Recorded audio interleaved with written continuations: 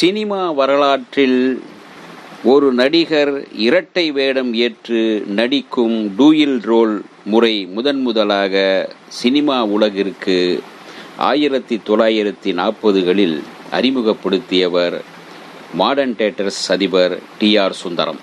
அன்றைய காலகட்டத்தில் தியாகராஜ பாகவதருக்கு மிகப்பெரிய போட்டியாக இருந்தவர் பி.யு. சின்னப்பா. வெறும் பாட்டை மட்டுமே மூலதனமாக கொண்டு சினிமா உலகை சிலிர்க்க வைத்தவர் பாகவதர்.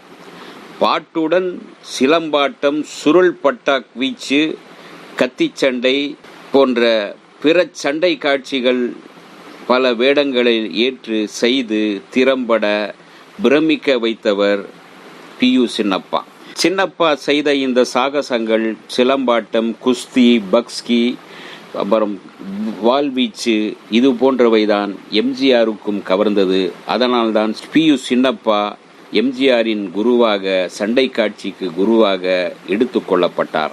மார்க்ஸ் பட்லே என்னும் அமெரிக்கருடன் தொடர்பு ஏற்படுத்தி கொண்டு தமிழ் சினிமா உலகிற்கு பலவிதமான யுத்திகளை ஒளிப்பதிவாளர் W.R. சுப்பராவ் புகுத்தினார். இதன் பயனாகத்தான் உத்தமபுத்திரன் படத்தில் அண்ணன் தம்பி என்ற இரட்டை வேடத்தில் சின்னப்பா ஏற்றுக்கொண்டு நடித்து அசத்தினார்.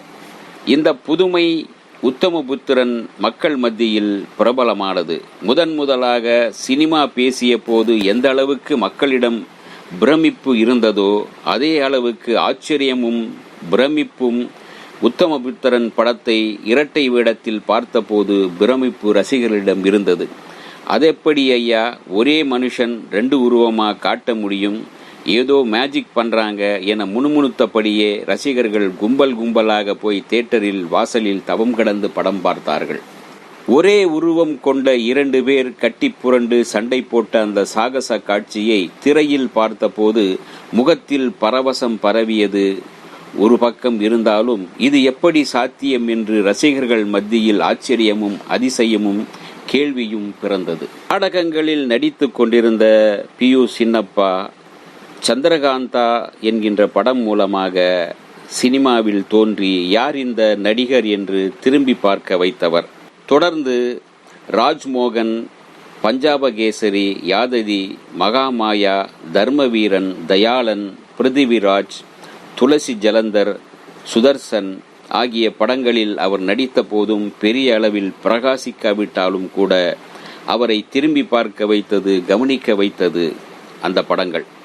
அடுத்து மாத்ருபூமி, கண்ணகி, மனோன்மணி, ஜெகதல பிரதாபன், கிருஷ்ணபக்தி முதலிய படங்கள் அவரை பாகவதருக்கு இணையாக, போட்டியாளராக மிகப்பெரிய வரவேற்பை பெற்று கொடுத்தது. அதையெல்லாம் கடந்து மிகப்பெரிய வெற்றியை கொடுத்த படம் உத்தமபுத்திரன். ஊரெல்லாம் உத்தமபுத்திரன் பற்றியே பேசப்பட்டது அந்த காலத்தில்.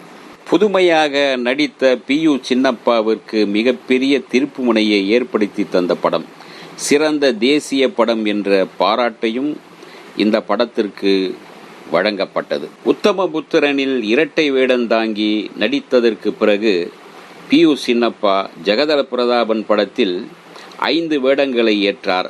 தேவன், தொழுநோயாளி, பாம்பாட்டி, பிச்சைக்காரன், மந்திரவாதி, யானைவாகன், இளவரசன், வேடன் முதலிய 10 வேடங்களை தரித்து பார்ப்போரை பரவசப்படுத்தி அசத்தினார். இதேபோல ஆரியமாலாவை எவராலும் மறக்க முடியாது. இந்த 2 படங்களுக்கும் இல்லாத செல்வாக்கு உத்தமபுத்திரனுக்கு உண்டு. 10 வேடங்களில் 5 வேடங்களில் நடித்ததொரு பாடல் காட்சிக்காகத்தான் சிறந்த இருந்தன. உத்தமபுத்திரனில் இரட்டை வேடம் ஒரு காட்சிக்கு மட்டுமின்றி படம் முழுக்க மாறுபட்ட கோணங்களை வெளிப்படுத்தியது அமைந்திருந்தது.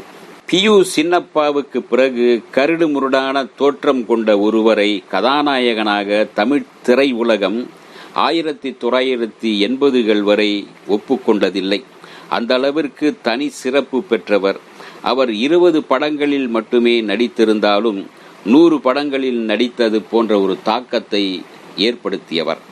வசனங்களை சரியான உச்சரிப்புடன் டைமிங் சென்ஸ் உணர்ந்து பேசியதோடு பாட்டையும் ஒரு நேர்த்தியாக பாடியவர். அதனால்தான் சின்னப்பா தந்தது வெறும் சினிமா பாட்டல்ல, பெரும் சினிமா பாட்டு என்று வியந்தனர். உத்தமபுத்திரனில் அவர் பாடியதில் மிக பிரபலமான ஒரு பாரதியாரின் பாடல் செந்தமிழ் நாடு என்னும் போதினிலே என்கின்ற அந்த பாடல். சரி, உத்தமபுத்திரன் படத்தின் கதைதான் என்ன? ஒரு ஊரில் ஒரு ராஜா, அவர் தவம் இருந்து 2 மகன்களை பெற்றார். அது நல்லதல்ல என்று தூபம் போட்டான் நாகநாதன் என்னும் அமைச்சர். ஒரு பிள்ளையை கொல்ல நினைக்கையில் தளபதி சூரசேனனால் காப்பாற்றப்பட்டு இளைய மகன் சொக்கன் வளர்க்கப்படுகிறான்.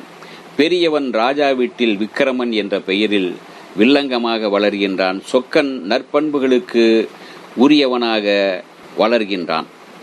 விக்கிரமன் வீறு கொண்டு எழுந்து தாசிகள் வீடே கதி என்று தாசிகளோடு கும்மாளம் அடித்து திரிகின்றான். சொக்கனோ மீனாட்சி என்கின்ற ஒரே ஒரு பெண்ணை மட்டும் காதலிக்கின்றான். உத்தமனாக வளர்கின்றான்.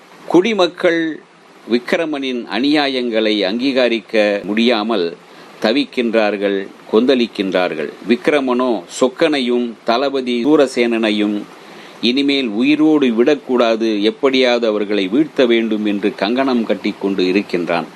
அந்த தருணத்தில் சொக்கனுக்கு தலையில் முகமுடி சூட்டி சிறையில் அடைத்து விடுகிறார்கள். அங்குதான் ஆள் மாறாட்டம் நிகழ்கின்றது. வழக்கமான திருப்புமுனை காட்சிகளுக்கு பிறகு சொக்கன் மீனாட்சி திருமணம் நிகழ விக்கிரமனை மக்கள் யாவரும் சேர்த்து அடித்து வீழ்த்து விடுகின்றனர். உத்தமபுத்திரன் படத்தில் TS பாலையா, NSK, காளி என் ரத்தினம், SS கொக்கோ, ஏழுமலை, TA மதுரம், CTs ராஜகாந்தம், மங்களம் முதலிய நட்சத்திரங்கள் மின்னினார்கள். ஆங்கில வில்லன்களுக்கு இணையாக TS பாலையா நடித்திருந்தார். ருக்மிணியின் அபூர்வ சகோதரர்கள் படம் உருவாவதற்கு இதே உத்தமபுத்திரன் தான் மூல காரணமாக இருந்தார் என்று சொல்லப்படுகிறது. பாட்டு பாடி பரவசப்படுத்தியதோடு நின்று விடாமல் சண்டை காட்சிகளில் சிலம்பாட்டம், சுருள் கத்தி வீச்சு, மல்யுத்தம் போன்ற சாகசங்களையும் செய்து ரசிகர்களை சிலிர்க்க வைத்தார் PU சின்னப்பா. அது அவர்களை மட்டுமல்ல, MGR, சிவாஜி போன்றவர்களையும் வசப்படுத்தினார்.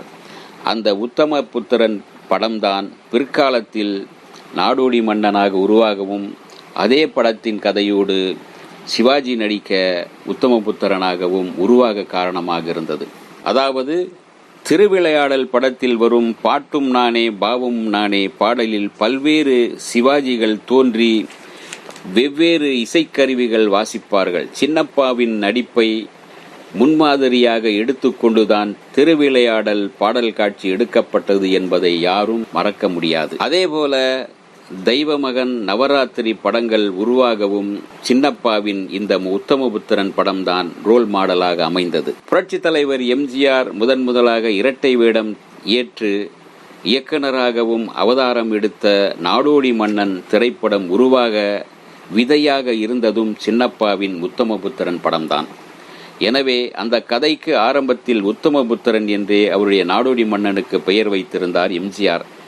அதே வேளையில் சிவாஜி கணேசன் அதே கதையில் உத்தமபுத்திரனாக படம் உருவாகிறது என்பதால் அந்த டைட்டிலை விட்டு தருமாறு கேட்டுக்கொண்டதால் அந்த உத்தமபுத்திரன் என்கின்ற டைட்டிலை MGR விட்டு கொடுத்தார்.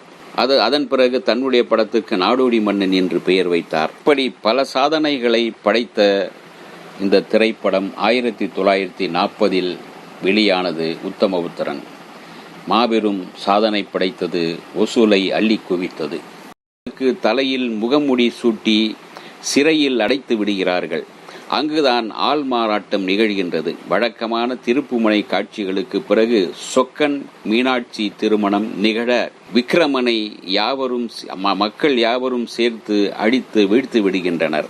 உத்தமபுத்திரன் படத்தில் TS பாலையா, NSK, காளி என் ரத்தினம், SS கொக்கோ, ஏழுமலை, TA மதுரம், CTs ராஜகாந்தம், மங்களம் முதலிய நட்சத்திரங்கள் மின்னினார்கள். ஆங்கில வில்லன்களுக்கு இணையாக TS பாலையா நடித்திருந்தார்.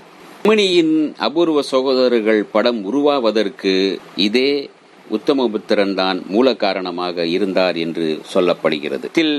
பாட்டு பாடி பரவசப்படுத்தியதோடு நின்று விடாமல் சண்டை காட்சிகளில் சிலம்பாட்டம், சுருள் கத்தி வீச்சு, மல்யுத்தம் போன்ற சாகசங்களையும் செய்து ரசிகர்களை சிலிர்க்க வைத்தார் PU சின்னப்பா. அது அவர்களை மட்டுமல்ல, எம்ஜிஆர், சிவாஜி போன்றவர்களையும் வசப்படுத்தினார். அந்த உத்தமபுத்திரன் படம்தான் பிற்காலத்தில் நாடோடி மன்னனாக உருவாகவும், அதே படத்தின் கதையோடு சிவாஜி நடிக்க உத்தமபுத்திரனாகவும் உருவாக காரணமாக இருந்தது.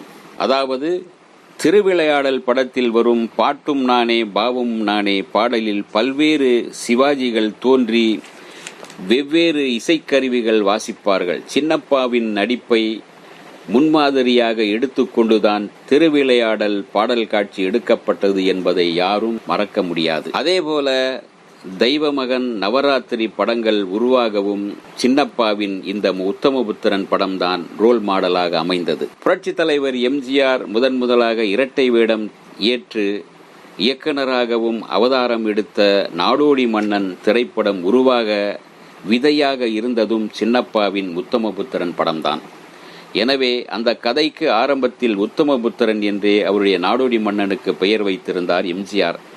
அதே வேளையில் சிவாஜி கணேசன் அதே கதையில் உத்தமபுத்திரனாக படம் உருவாகிறது என்பதால் அந்த டைட்டிலை விட்டு தருமாறு கேட்டுக்கொண்டதால் அந்த உத்தமபுத்திரன் என்கின்ற டைட்டிலை எம்ஜிஆர் விட்டு கொடுத்தார்.